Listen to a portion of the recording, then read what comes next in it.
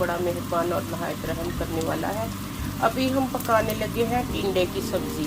ये देखें, छोटे साइज़ के 2 ऑनियन लेके तो मैंने ना उसको काट के तो घी में थोड़ा फ्राई होने के लिए रख दिया। तो ना अब मैंने डाल दिया 1 स्पून गार्लिक जिंजर पेस्ट।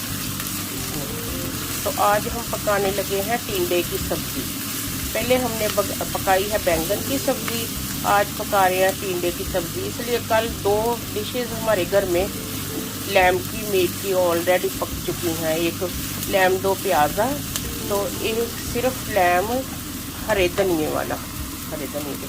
ये देखिए मैंने टिंडो लेके बहुत ही अच्छे से लेके, तो देखिए उनको वॉश करके ऐसे बारीक बारीक ऐसे चॉप कर लिया है। ठीक है, तो ना ये देखें इसके अंदर गया गार्लिक जिंजर। अभी ये जा रहा है, ये है हल्दी पाउडर और नमक, टर्मरिक पाउडर और नमक। और इसके अंदर भी मैंने डालूँगी रेड चिली। तो ये वेजिटेबल पका रहे हैं सिर्फ और सिर्फ हम ग्रीन चिली के साथ। ये चॉप्ड ग्रीन चिली मैंने डाल दी इसके अंदर, और 1 अभी हम डाल रहे हैं चॉप्ड फ्रेश टमाटर।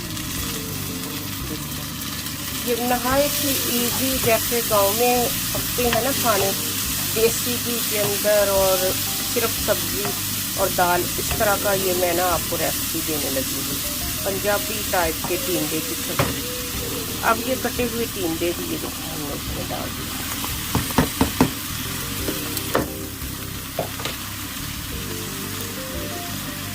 इसको हमने कवर कर दिया, वो जो सब इसमें मसाला जात गए हैं। और अब दे दिया हमने इसके ऊपर ढक्कन, फ्लेम कर दी हल्की, और 3 मिनट्स के लिए हमने इसको बंद रहने देना है स्टीम में। टिंडे की सब्ज़ी तकरीबन पक चुकी है। देखें, सॉरी मैं पहले दिखाई नहीं, मैं रोटी पकाने लग गई।